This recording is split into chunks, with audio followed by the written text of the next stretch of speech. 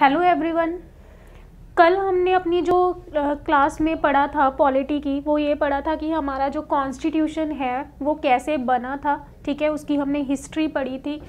फिर हमने फीचर्स पढ़े थे कॉन्स्टिट्यूशन के, जिसमें हमने पढ़ा था कि हमारा जो कॉन्स्टिट्यूशन है वो 75% कॉपी किया हुआ है। कहाँ से? Government of India act 1935।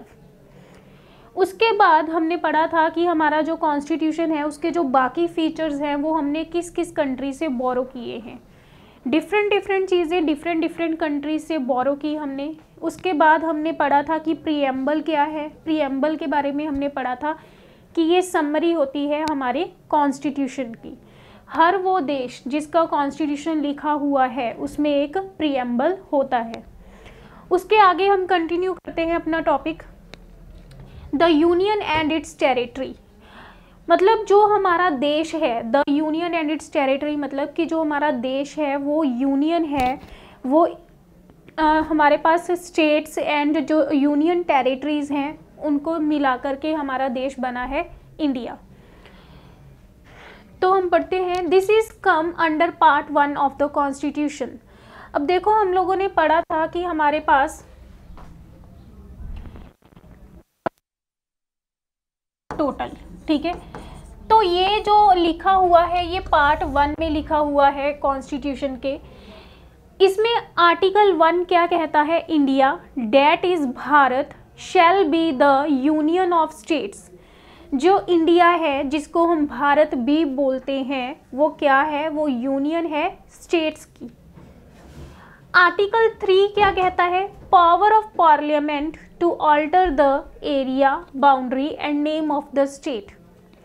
हमारा जो पार्लियामेंट है उसके पास पावर है कि वो चेंज कर सकता है किसी भी स्टेट के नेम को, बाउंड्री को, एरिया को कम ज़्यादा कर सकता है, बाउंड्री चेंज कर सकता है स्टेट की, और उसका नेम चेंज कर सकता है। ये आर्टिकल 3 कहता है कि ये पावर किसके पास है? ये पार्लियामेंट के पास है।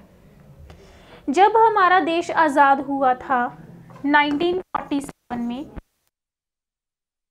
स्टेट्स नहीं थी, तब हमारे पास स्टेट्स नहीं थी। हम लोग पढ़े कि 1953 में आंध्र प्रदेश के जो लोग थे उन्होंने राइट्स कर दिए थे कि हमें लैंग्वेज के बेस पर अपनी एक स्टेट चाहिए। तो उन लोगों को स्टेट बना करके दी on the basis of language in 1953। तो जो देश के बाकी हिस्से थे उनके जो लोग थे वो भी लैंग्वेज के बेसिस पे स्टेट्स की डिमांड करने लगे। तो उनकी डिमांड को फुलफिल करने के लिए एक स्टेट रीऑर्गेनाइजेशन कमीशन बना था 1953 में, जिसके अंडर 14 स्टेट्स बनी थी सबसे पहले। And Andhra Pradesh was the first state created on language basis in 1953। Union of India includes 28 states. हमारा जो इंडिया है जिसको हम बोलते हैं कि it is a union of states and territories, ठीक है, इसमें अब टोटल कितनी स्टेट्स हैं? 28 स्टेट्स हैं। और जो स्टेट्स होते हैं उनके हेड कौन है? उनके हेड होते हैं CM. Territory of India includes, अब जो हमारी इंडिया की टेरिटरी है टोटल, उसमें क्या कुछ आ जाता है? 28 states and 8 UTs, union territories. President is the head of UTs. जो प्रेसिडेंट होते हैं इंडिया के वो मेन हेड होते हैं यूनियन टेरिटरीज। लेकिन हमारे पास इंडिया में 2 यूनियन टेरिटरीज ऐसी हैं जहां पर सीएम है। कौन कौन सी? एक तो है दिल्ली, दूसरी है पुडुचेरी, या फिर इसको हम पौंडीचेरी भी बोलते हैं। तो 2 यूटीज ऐसी हैं जहां पर सीएम की पोस्ट है, अदरवाइज बाकी सब में गवर्नर की पोस्ट होती है और उसके जो मेन हेड होते हैं वो प्रेसिडेंट होते हैं। Article 3, power of parliament to alter area boundary and change name of the state. इसमें दोबारा से वही पॉइंट है कि जो आर्टिकल 3 है उसमें क्या है कि पार्लियामेंट के पास पावर है कि वो स्टेट का नेम चेंज कर सकती है, बाउंड्री चेंज कर सकती है और एरिया चेंज कर सकती है। The union and it's territory.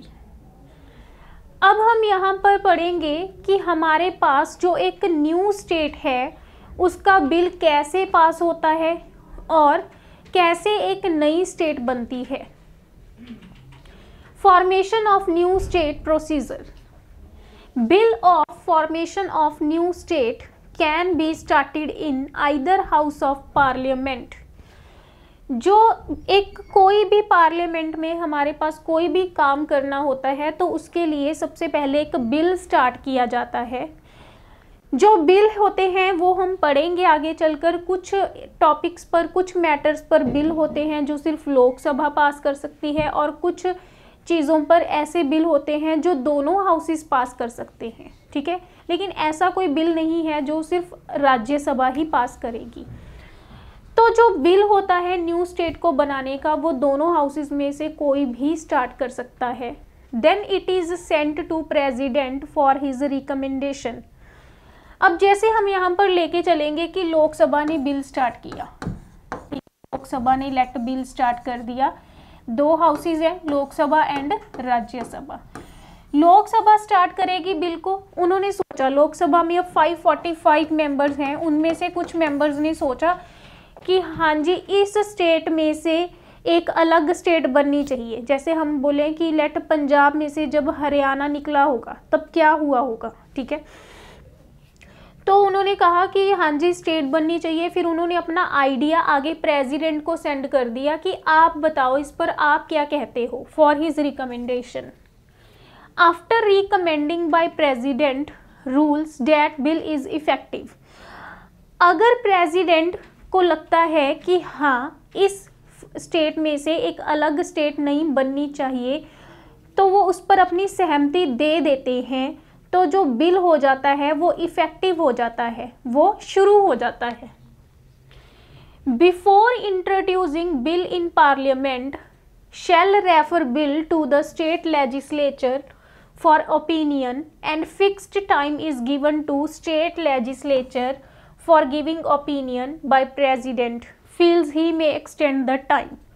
इसका क्या मतलब है कि अब देखो हमने बोला कि पंजाब में से हरियाणा स्टेट निकालनी है, ठीक है। हम यहाँ पर एग्जांपल लेके चलते हैं कि एक नई स्टेट बनानी है, हरियाणा पंजाब में से निकलेगी। तो जब प्रेसिडेंट बोल देंगे कि हाँ ठीक है ये ऐसे, मतलब जो लोकसभा ने ये आइडिया दिया है तो ठीक है, तो जो प्रेसिडेंट होंगे वो पर्टिकुलर बिल को पंजाब में भेजेंगे, क्योंकि स्टेट तो पंजाब में से निकलनी है ना। तो जो पंजाब का स्टेट लेजिस्लेचर होगा, जिसको कि हिंदी में विधानसभा भी बोलते हैं, तो उनको बोला जाएगा कि आप बिल को पढ़ लो, देख लो, हम ऐसा कुछ बिल स्टार्ट करने जा रहे हैं कि आपकी स्टेट में से एक अलग स्टेट निकाली जाएगी। लेकिन स्टेट के पास इतनी मतलब पावर नहीं होती है कि वो बिल को रिजेक्ट कर दे, ठीक है। और जो स्टेट लेजिस्लेचर होगा, पंजाब का जो लेजिस्लेचर होगा, उसको एक फिक्स्ड टाइम पीरियड दे दिया जाएगा कि आपको इस पर्टिकुलर टाइम के अंदर अंदर अपने रिव्यूज़ देने हैं कि आप क्या सोच रहे हो बिल पर, चाहे वो नेगेटिव हो चाहे वो पॉजिटिव हो, बस आपने अपने विचार बताने हैं उस पर्टिकुलर बिल पर। और अगर प्रेसिडेंट को लगता है कि वो टाइम पीरियड बढ़ाना चाहता है स्टेट के लिए कि वो अपने विचार दे, तो वो बढ़ा सकता है, लेकिन प्रेसिडेंट के बिना और कोई भी नहीं ये काम कर सकता। If a state fails to give opinion within the given time, then it is deemed that it has expressed its views। अगर स्टेट अपने व्यूज़ नहीं बताती है उस पर्टिकुलर टाइम पीरियड के अंदर जो उनको दिया गया है, तो जो पार्लियामेंट है और प्रेसिडेंट है वो ये मान लेंगे कि स्टेट ने अपने व्यूज़ दे दिए हैं और वो पॉजिटिव ही हैं, उसको ऐसे ही मान के चलेंगी। And the parliament is not bounded to the views of state legislature. और उनके व्यूज़ अगर उन्होंने दे भी दिए, चाहे वो पॉजिटिव हैं चाहे वो नेगेटिव हैं, तो जो पार्लियामेंट है वो स्टेट के व्यू से बाउंडेड नहीं है, उसको कोई फ़र्क नहीं पड़ता पार्लियामेंट को कि स्टेट ने क्या बोला है, वो जस्ट जानना चाहते हैं कि स्टेट क्या सोचती है उस बिल पर। and if in future any amendment related to that bill has to be done then not necessary to ask state legislature। और अगर फ्यूचर में कभी भी उस पर्टिकुलर बिल पर में अमेंडमेंट करनी हो, चेंज करना हो, तो पार्लियामेंट ये ज़रूरी नहीं समझेगा कि हमने स्टेट लेजिस्लेचर के साथ बात करनी है, उनकी मर्जी है वो करें या ना करें। Bill is passed with simple majority, उसके बाद फिर बिल जो है वो आ जाएगा पार्लियामेंट में, और पार्लियामेंट के दोनों हाउसेस जो हैं बिल को सिंपल मेजोरिटी के साथ पास कर देंगे। अब सिंपल मेजोरिटी क्या होती है? लेट कि हमारे पास एक क्लास है, उसमें 100 स्टूडेंट्स हैं, लेकिन किसी पर्टिकुलर डे हमने ना कोई डिसीजन लेना है और उस दिन सिर्फ 80 स्टूडेंट्स ही आए हैं, ठीक है। अब वो जो 80 स्टूडेंट हैं उनमें से आधे 50% से अगर एक बच्चा भी ज़्यादा हो गया तो वो सिंपल मेजॉरिटी हो जाएगी। तो हमने कहा कि एक क्लास में 100 स्टूडेंट्स हैं, लेकिन किसी एक पर्टिकुलर दिन में 80 स्टूडेंट्स ही प्रेजेंट है और उस दिन हमने कोई डिसीजन लेना है। अगर 41 और उससे ज़्यादा बच्चे किसी बात पर सहमति दे देते हैं तो वो डिसीजन ले लिया जाएगा।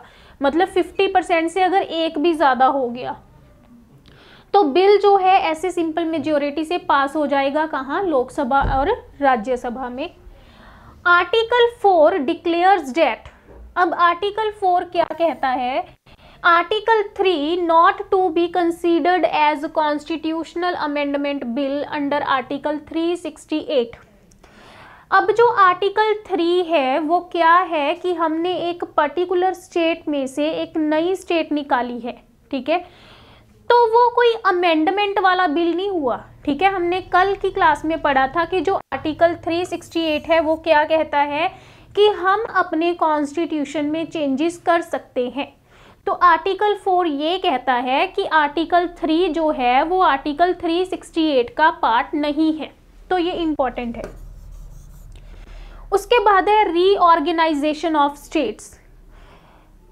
ये टॉपिक है कि जब 1953 में स्टेट्स बननी शुरू हुई थी तो क्या प्रोसीजर हुआ था, ठीक है। After independence there has demand of states on language basis. जब देश आज़ाद हुआ तब लैंग्वेज के बेसिस पर स्टेट्स की डिमांड आने लगी। S.K. Dhar Committee was appointed in 1948 to study the issue। तो गवर्नमेंट ने एक कमेटी अपॉइंट की, S.K. Dhar कमेटी, उनको बोला कि आप इस चीज़ को डिस्कस करो, देखो कि क्या हमें इंडिया में लैंग्वेज के बेसिस पे स्टेट बनानी चाहिए या नहीं। This committee recommends the reorganization of states on administrative basis than the language basis।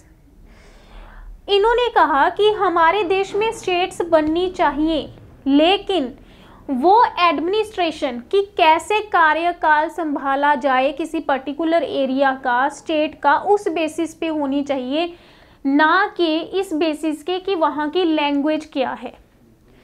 तो लोगों ने दंगे फसाद कर दिए क्योंकि वो तो डिमांड कर रहे थे कि हमें लैंग्वेज के बेसिस पर चाहिए। तो गवर्नमेंट ने एक और कमेटी अपॉइंट की, another JVP committee was appointed in 1948। फिर एक JBP कमेटी। JBP की फुल फॉर्म क्या थी कि इसके हेड कौन कौन थे? जवाहरलाल नेहरू, वल्लभ भाई पटेल, इट्स वल्लभ भाई पटेल एंड पटाभी सीतारामैया। तो ये 3 लोग थे, इसके हेड थे। इनको पूछा गया कि आप लोग बताओ कि आप क्या चाहते हो कि स्टेट्स बननी चाहिए लैंग्वेज के बेसिस पर या नहीं। तो इन लोगों ने आइडिया रिजेक्ट कर दिया कि नहीं, स्टेट लैंग्वेज बेसिस पर नहीं बननी चाहिए states. They reject the idea. But in 1953, Government of India was forced to form Andhra Pradesh on language basis। लेकिन 1953 के आते आते जो लोग थे आंध्र प्रदेश के, उन्होंने दंगे फसाद कर दिए। वो पहले मद्रास का पार्ट हुआ करता था कि हमें मद्रास से अलग एक स्टेट बना करके दी जाए। तो प्रेशर के अंडर लोगों ने जो प्रेशराइज्ड किया गवर्नमेंट को, तो उनको एक स्टेट बना करके दे दी। अब एक स्टेट बन गई लैंग्वेज के बेसिस पर, तो जो बाकी एरियाज थे वहाँ पर भी ऐसे दंगे फसाद होने लगे कि हम लोगों को भी स्टेट चाहिए हमारी लैंग्वेज के बेसिस पर। After that other states also demand the formation of state on language basis. तो इस चीज़ को स्टडी करने के लिए a state reorganisation commission under the chairmanship of Fazal Ali was formed in 1953। तो स्टेट रीऑर्गेनाइजेशन कमीशन बना, फैजल अली उसके हेड बने 1953 में। It accept the idea of formation of state on language basis. इन्होंने कहा कि ठीक है, हम लोग लैंग्वेज के बेसिस पे स्टेट्स बना देते हैं, but not one language one state. But ऐसा नहीं होगा कि एक स्टेट में एक लैंग्वेज होगी, मतलब कि वो जो स्टेट है वो ऐसे बनेगी कि लोग लैंग्वेज को समझ पाएं। अब जैसे अगर हम बात करें कि पंजाब था उस वक्त, तो पंजाब जो था उसमें उस टाइम पर हरियाणा और हिमाचल इंक्लूडेड था, ठीक है, 1966 में अलग हुए हैं वो।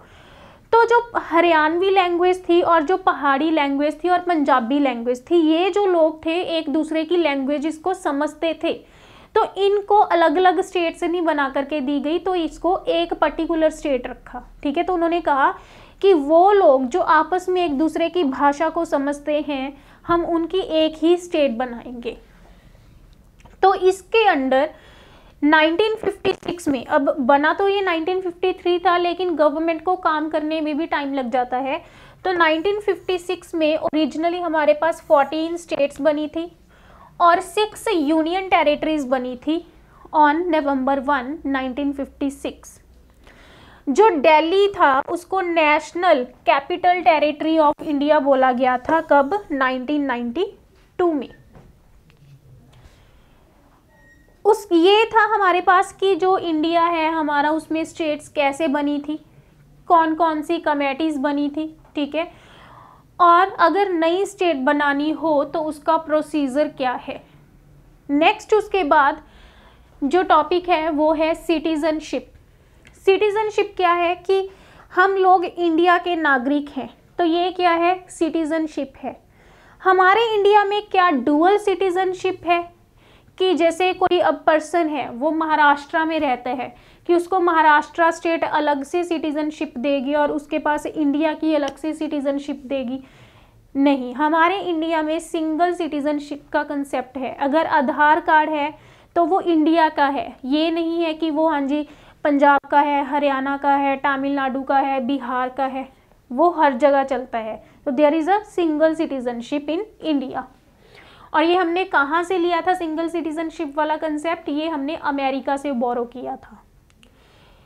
Citizens are more individuals who enjoys full membership of political community and they enjoy all civil and political rights. Article 5 to 11 part 2। हमारे पास जो हमारे कॉन्स्टिट्यूशन का पार्ट 2 है उसमें जो आर्टिकल 5 से लेके 11 तक है वो कहते हैं कि सिटीजन वो नागरिक होता है, ठीक है, देश का, जिसको सारे के सारे पॉलिटिकल राइट्स हो, जैसे वोटिंग राइट हो, और जो गवर्नमेंट ने हमें फंडामेंटल राइट्स दिए हैं वो उनको इंजॉय करता है, वो उनको अपना सकता है। India has a single citizenship system. Who is citizen of India? अब इंडिया का सिटीजन कौन होगा? बॉर्न इन इंडिया, जो इंडिया में पैदा हुआ हो, either of whose parents born in India, उसके माँ बाप में से कोई एक इंडिया का नागरिक हो, ठीक है। अब जैसे हम बोले कि कोई पर्सन है, ठीक है, लेट कोई अमेरिका में रहता है, बट उसके जो फादर हैं उनके पास इंडिया की सिटीजनशिप है, तो वो जो अमेरिका का सिटीजन है उसके पास ऑटोमेटिकली इंडिया की सिटीजनशिप आ जाएगी। Who lives in India for 5 years, इसमें ये होता है कि जो इंसान इंडिया में 5 साल रहा हो लगातार वो इंडिया की सिटीजनशिप ग्रहण करने के काबिल हो जाता है। तो ये क्या 5 साल कंटिन्यूसली रहना होता है कि उसको वो मतलब कभी भी नहीं बाहर जा सकता इंडिया के, उसको कम से कम 90 डेज कंटिन्यूसली इंडिया में रहना होगा, फिर वो हो सकता है कि इंडिया से बाहर जाए, फिर उसको 90 डेज कंटिन्यूसली इंडिया में रहना होगा। Person migrated from Pakistan before 19 जुलाई 1948, वो जो लोग जो पाकिस्तान से इंडिया आ गए थे कब, 19 जुलाई 1948 से पहले वो भी इंडिया के सिटीजनशिप हैं। अब जैसे हमारे पास हम बोलते हैं ना कि जगह जगह पर हमारे पास आधार कार्ड सेंटर्स हैं, है ना, तो जो अब उस टाइम पर इतनी ज़्यादा ट्रांसपोर्टेशन की फैसिलिटी नहीं थी, तो वो लोग जो पाकिस्तान से इंडिया आना चाहते थे लेकिन वो 19 जुलाई 1948 से पहले नहीं पहुंच पाए, बाद में पहुंचे, तो उन लोगों के लिए ना जगह जगह पर ऐसे कैंप्स लगाए हुए थे जहां पर वो जाकर के रजिस्टर करवाते थे कि हम इस तारीख को इंडिया पहुंचे हैं और हम इंडिया में ही रहना चाहेंगे, अब हम पाकिस्तान नहीं जाएंगे। तो वो लोग भी क्या हो गए हैं,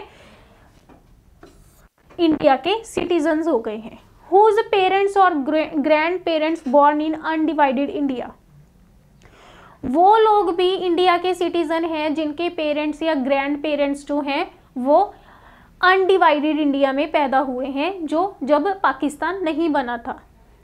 Who migrated to Pakistan after 1 March 1947 but not returned back, वो लोग भी इंडिया के सिटीजन ही हैं जो पाकिस्तान चले गए थे कब, 1 मार्च 1947 से पहले, लेकिन वो कभी इंडिया नहीं आए, बट फिर भी वो इंडिया के नागरिक ही कहलाते हैं चाहे वो अब पाकिस्तान में रहते हैं। तो ये था हमारे पास छोटा सा टॉपिक सिटीजनशिप का।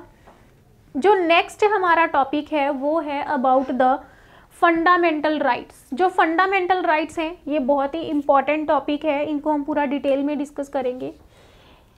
Taken from part 3 article 12 to 35, जो फंडामेंटल राइट्स हैं ये हमारे कॉन्स्टिट्यूशन के पार्ट 3 में लिखे गए हैं और आर्टिकल 12 से लेके 35 तक डील करते हैं with the fundamental rights. It has largely been incorporated from Bills of Rights of USA Constitution। जो हमारे पास फंडामेंटल राइट्स का कंसेप्ट है वो हमने अमेरिका के कॉन्स्टिट्यूशन से बोरो किया था, इस लाइन का ये मतलब है। It is called magma carta of Indian constitution. Basically magma carta क्या था ना, ये यूके में एक, जैसे हम बोलते हैं ना कि हमारे कोई लीगल डॉक्यूमेंट है, हमने उसमें कुछ लिख दिया, तो यूके में एक बार क्या हुआ था ना, एक डॉक्यूमेंट लिखा गया था जिसको मैग्मा कार्टा बोला गया था। उसमें लोगों के लिए कुछ राइट्स लिखे गए थे, कुछ चीज़ें लिखी गई थी जो उनके देश के नागरिकों के लिए था, तो जिससे उनके देश का जो एडमिनिस्ट्रेशन था वो काफ़ी स्मूथ चलने लगा था। तो हर वो चीज़ जिससे कोई चीज़ आसान हो जाए उसको मैग्मा कार्टा बोल दिया जाता है।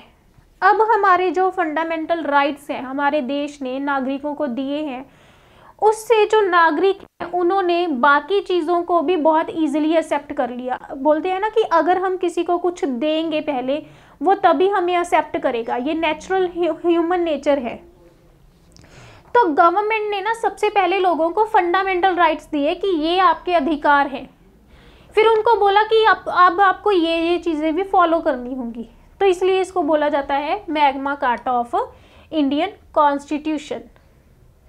Most elaborated rights in the world, Bharat में भारतीयों को जो फंडामेंटल राइट्स दिए गए हैं ये दुनिया में सबसे ज़्यादा विस्तार में लिखे गए फंडामेंटल राइट्स हैं।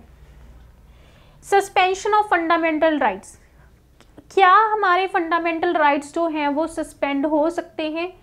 यस, सस्पेंड हो सकते हैं जब हमारे पास एमरजेंसी लगेगी। Suspended under 2 articles 358 and 359।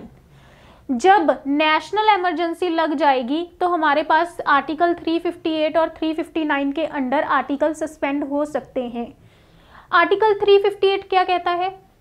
Fundamental rights under Article 19 are automatically suspended if national emergency is proclaimed on ground of war or external Article 352 aggression। हमारे पास ना क्या होता है कि आर्टिकल 352 के अंडर नेशनल इमरजेंसी लग जाती है। तो जब नेशनल इमरजेंसी लग जाएगी, आर्टिकल 358 ये कहता है कि ऑटोमेटिकली जो आर्टिकल 19 है वो सबसे पहले कैंसिल हो जाएगा, गवर्नमेंट अनाउंस करे या ना करे। हम पढ़ेंगे कि आर्टिकल 19 में क्या है, उसमें फ्रीडम वाला है कि हम कहीं पर भी आ जा सकते हैं, कुछ भी बोल सकते हैं, एक्सप्रेस कर सकते हैं, पढ़ सकते हैं, लिख सकते हैं, काम कर सकते हैं। तो जब इमरजेंसी लगी है, लेट कर्फ्यू लगा हुआ है, तो आप घर से बाहर नहीं जाओगे, तो वो ऑटोमेटिकली सस्पेंड हो जाता है। आर्टिकल 359 क्या कहता है? President can suspend all the rights except article 20 and 21।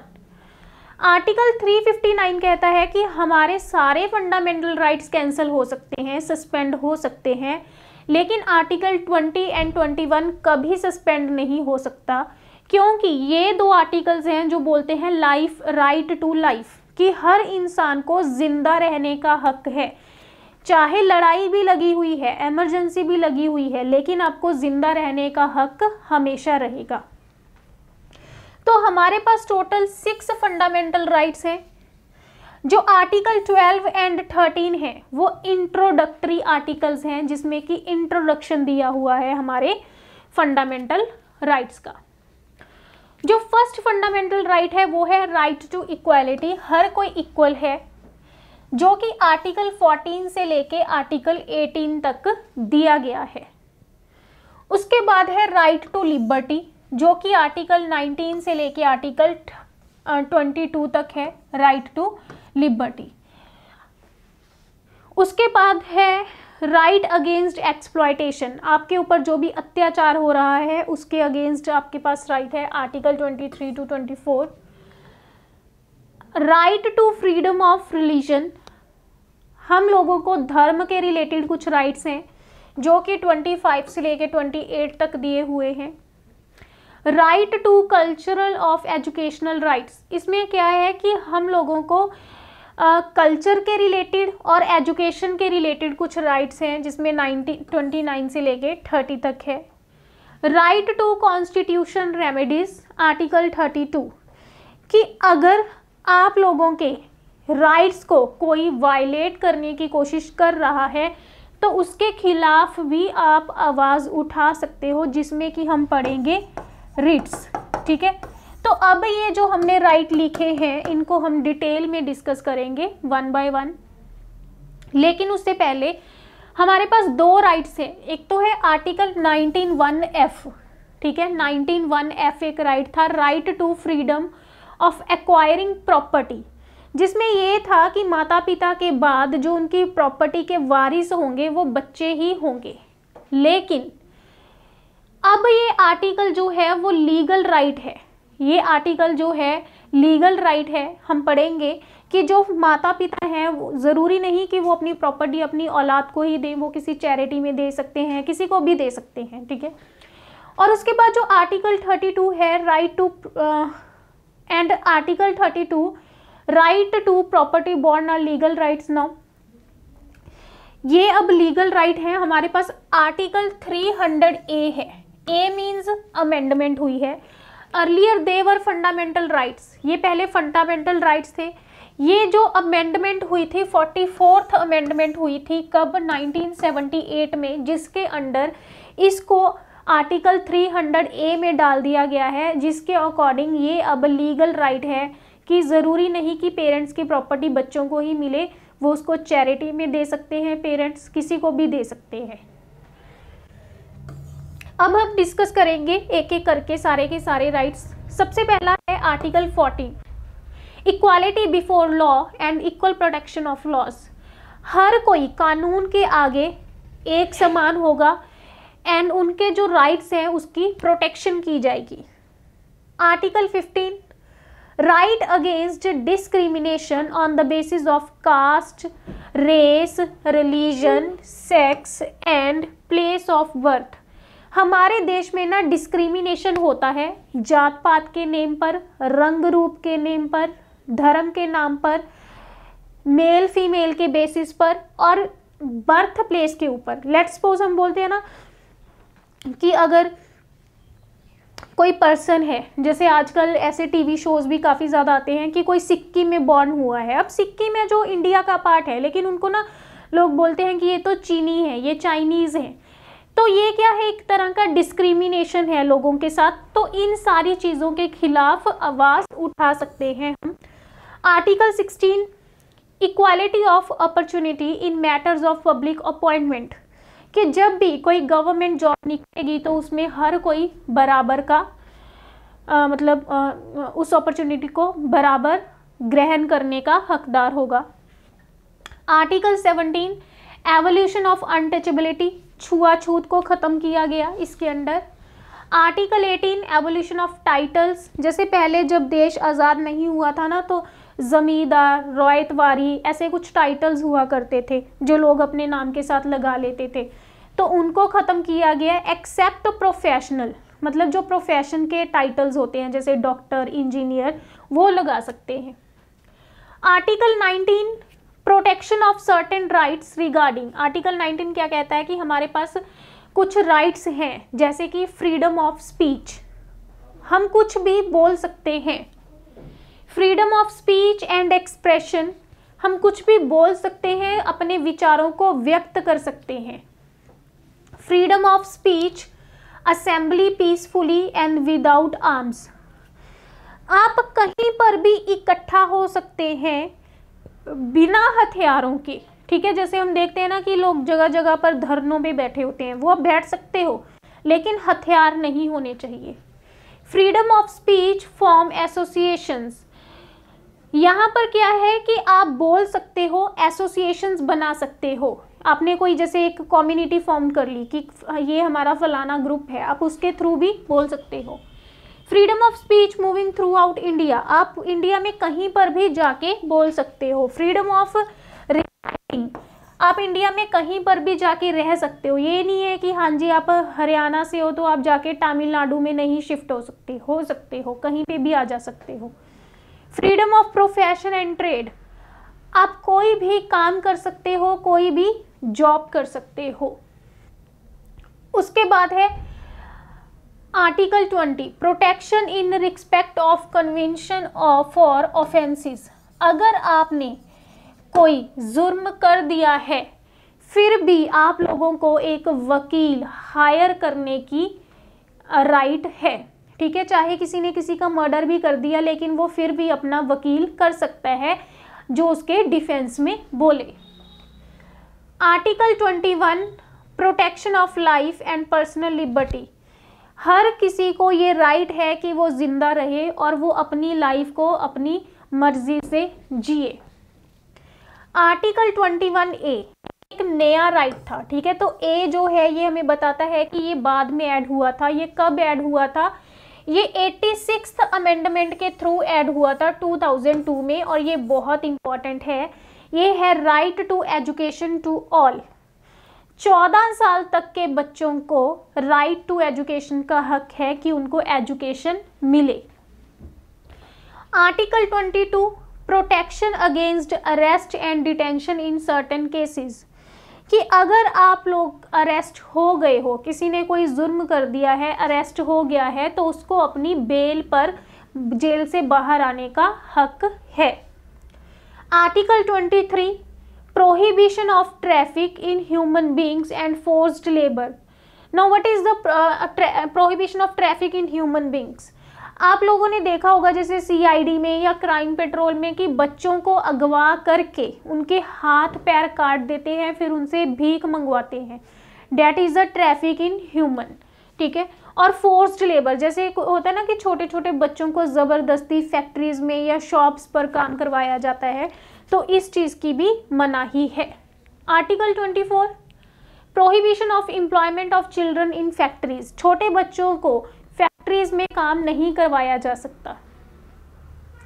Article 25 freedom of conscience and free propagation and practice of religion, article 25 ये कहता है कि आप लोग फ्री हो कि आप कोई भी धर्म को अपना सकते हो, उस धर्म का प्रचार कर सकते हो, और उस धर्म की जो भी प्रैक्टिसेस हैं, उसमें जो भी कस्टम्स हैं, अगर आप लेट हिंदू धर्म से हो, आपने तिलक लगाना है आप लगा सकते हो, आपने मौली बांधनी है बांध सकते हो, आप सिख धर्म से हो, आपने टर्बन बांधनी है तो आप बांध सकते हो। तो ये प्रैक्टिसेस हैं, ठीक है, कस्टम्स हैं रिलीजन्स की, तो ये आप कर सकते हो फॉलो, कोई आपको नहीं रोक सकता। Article 26 freedom to manage religious affairs, कि अगर आपके धर्म के खिलाफ किसी ने कुछ बोल दिया है तो आपको आज़ादी है कि आप उससे कोई लड़ाई झगड़ा कर सकते हो। Article 27 freedom to payment of taxes for promotion of any particular religion. Article 27 ये कहता है कि अगर आपका कोई रिलीजियस इंस्टीट्यूट है तो आपको टैक्स पे करने की ज़रूरत नहीं है। आप लोगों ने सुना होगा कि जितने भी मंदिर हैं, मस्जिद हैं, चर्च हैं, गुरुद्वाराज हैं, जो भी हैं, ठीक है, ये लोग टैक्स नहीं पे करते। रिलीजन में टैक्स ना पे करने की आज़ादी होती है। Article 28 freedom to attend religious workshops in certain educational institutes, कि आप कहीं पर भी, लेट सपोज कोई मंदिर है, वहाँ पर कोई सत्संग हो रहा है तो आपको कोई रोक नहीं सकता, आप वहाँ पर जा सकते हो। Article 29 protection of interest of minorities. अब माइनॉरिटी कौन होते हैं? माइनॉरिटी हमारे पास रिलीजन के बेसिस पर होती है, और इंडिया में 6 रिलीजन हैं, 6 धर्म हैं जो माइनॉरिटी में आते हैं, ठीक है। Sikh religion, Muslim, Christian, Jain, Buddha and Parsi. ये लोग वो हैं जिनकी इंडिया की जो टोटल पॉपुलेशन है उस पॉपुलेशन के अकॉर्डिंग इन धर्म के लोगों की पॉपुलेशन जो है वो कम है। तो अगर ये लोग अपने धर्म के कल्चर को बचाने के लिए, प्रिजर्व करने के लिए या लोगों तक आगे बढ़ाने के लिए कोई इंस्टीट्यूट खोलना चाहते हैं तो ये खोल सकते हैं। तो उनके इंटरेस्ट, मतलब वो जो करना चाहते हैं उस चीज़ की प्रोटेक्शन की जाएगी। आर्टिकल 30 क्या कहता है? Right of minorities to establish and administer educational institute. अगर ये लोग अपना कोई एजुकेशन इंस्टीट्यूट भी खोलना चाहते हैं, जिसमें कि अगर हम बोलें कि मुस्लिम धर्म में अगर वो चाहते हैं कि हम अपना एजुकेशनल इंस्टीट्यूट खोलेंगे कि जिसमें सिर्फ मुस्लिम धर्म की ही नॉलेज दी जाएगी, तो वो ऐसा कर सकते हैं, उनको कोई रोक नहीं सकता। आर्टिकल 32 क्या कहता है? Right to move to supreme court in case of violation of fundamental rights. Article 32 का जो पार्ट 1 है वो ये कहता है कि अगर कोई आपके फंडामेंटल राइट्स को खराब करने की कोशिश करता है तो आप सुप्रीम कोर्ट जा सकते हो। और जो हमारे फादर थे कॉन्स्टिट्यूशन के, B.R. अम्बेडकर, उन्होंने इस राइट को बोला है हार्ट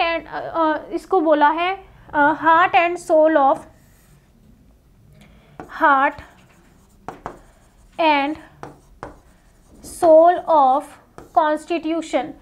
B.R. अम्बेडकर ने बोला है कि ये हमारे एक जो कॉन्स्टिट्यूशन है उसका हार्ट एंड सोल है।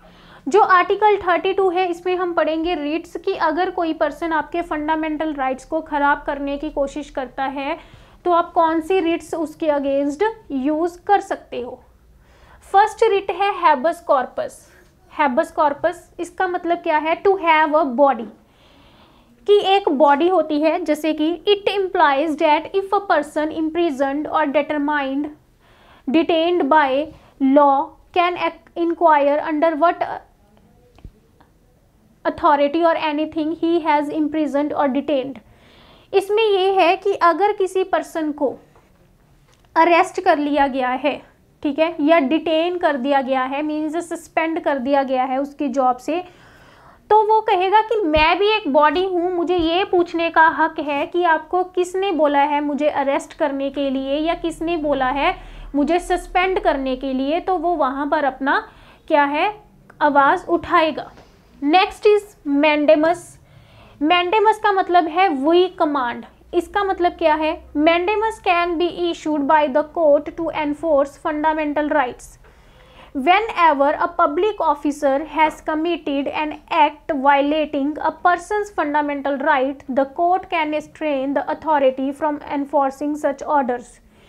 इसका मतलब क्या है कि अगर कोई ऑफिसर है, कोई सरकारी ऑफिसर है, उसने किसी नागरिक के फंडामेंटल राइट्स को खराब करने की कोशिश की, लेट कोई गरीब इंसान है, ठीक है, वो किसी ऑफिसर के पास गया कि मेरा ये हक है, मुझे ये चाहिए, आप मेरे साथ लेट इक्वल नहीं कर रहे हो, आप मेरे साथ डिस्क्रिमिनेशन कर रहे हो, ठीक है। अगर ऐसा हो जाता है किसी के साथ तो वो ये रिट डाल सकता है कोर्ट में जा कर के कि इस ऑफिसर ने मेरे साथ डिस्क्रिमिनेशन किया या मेरे साथ भेदभाव किया, किसी भी बेसिस पर हो सकता है, ठीक है, कास्ट के नेम पर, जात पात के नेम पर। तो हमारे पास उस जो कोर्ट है वो उस ऑफिसर को क्या कर सकती है, उसकी जॉब से निकाल सकती है। Next is quo warranto, an order issued by the court to prevent the person from holding office to which he is not entitled. इसका क्या मतलब है कि लेट्स सपोज कि हमारे पास पुलिस स्टेशन है, ठीक है, उसमें हमारे पास एक कांस्टेबल है और एक इंस्पेक्टर है। किसी पर्टिकुलर डे पे ना इंस्पेक्टर नहीं आए तो जो कांस्टेबल है वो इंस्पेक्टर की चेयर पर जाके बैठ गया है और लोगों पर रोब झाड़ रहा है। तो जब वो कांस्टेबल उस चेयर पर बैठने का हकदार ही नहीं है, अगर वो बैठ गया है, ठीक है, तो हम उसके खिलाफ क्यू वारंटो रिट इशू कर सकते हैं ऐसा करने की वजह से। Next is prohibition. इसका क्या मतलब है? Issued by the higher court to lower court. ये जो रिट है वो कोई हायर कोर्ट किसी लोअर कोर्ट पर डालेगी। अगर सुप्रीम कोर्ट है तो वो हाई कोर्ट या डिस्ट्रिक्ट कोर्ट या सेशन कोर्ट पर डाल सकती है, high court, district court, session court पर डाल सकती है, ठीक है। क्यों डालेगी? If lower court uses more powers then to give any decision in any case. अब देखो हमारे पास जो सुप्रीम कोर्ट है वो सबसे बड़ी है, उसके पास सबसे ज़्यादा पावर्स हैं किसी भी केस पर अपनी डिसीजन सुनाने के लिए। जो हाई कोर्ट है उसके पास उससे थोड़े कम राइट्स हैं, जो डिस्ट्रिक्ट कोर्ट है उसके पास अब थोड़े कम हैं। अब जो डिस्ट्रिक्ट कोर्ट है वो किसी को फांसी की सज़ा नहीं सुना सकती, ठीक है। अब डिस्ट्रिक्ट कोर्ट ने ना किसी केस में फांसी की सज़ा सुना दी है तो हाई कोर्ट या सुप्रीम कोर्ट डिस्ट्रिक्ट कोर्ट पर ये रिट इशू कर देगी प्रोहिबिशन कि आप ऐसा नहीं कर सकते, आपको ये अथॉरिटी ही नहीं है कि आप किसी को सेंटेंस टू डेथ सुनाओ। Next is certiorari. क्रेशरी जो रिट है it is issued by the higher court to lower court to quash the case. आप लोगों ने देखा होगा कि ना जो कोर्ट्स हैं उसमें जो केस हैं वो सालों साल चलते रहते हैं, 10-10, 15-15 साल। तो जो कोर्ट्स होती है ना उनकी भी इंस्पेक्शंस होती हैं, उनकी भी चेकिंग होती है, इंस्पेक्टर्स आते हैं चेक करने के लिए कि कौन कौन से केसेस कितने कितने सालों से चल रहे हैं। अगर जो अब जैसे हम बोले कि हाई कोर्ट है उसकी इंस्पेक्शन हो गई है तो उसमें बहुत से केस ऐसे हैं जो बहुत सालों से चल रहे हैं, तो सुप्रीम कोर्ट हाई कोर्ट को ऑर्डर कर देगी कि आप इन केसेस को ख़त्म कर दो, क्वैश कर दो। उसके बाद हमने जो ये पढ़े हैं, ठीक है, जो भी हमारा आज का टॉपिक पढ़ा है उस पर जो भी हमारे MCQs बनते हैं हम उनको देखते हैं। Which of the following articles of the Indian constitution contain the right to religious freedom. Right to religious freedom हमने अभी अभी पढ़ा है कि हमारे पास आर्टिकल 25 से लेकर के आर्टिकल 28 तक है, जिसमें कि है कि हम कोई भी धर्म अपना सकते हैं, धर्म की प्रैक्टिसेस को फॉलो कर सकते हैं, हम किसी भी वर्कशॉप को अटेंड कर सकते हैं, और जो रिलीजियस इंस्टीट्यूट्स हैं वो टैक्स ना पे करने का उनको हक है। विच of the following articles of the Indian constitution guarantees equality before law and equal protection of law within the territory of India। अब देखो हम पीछे जाते हैं,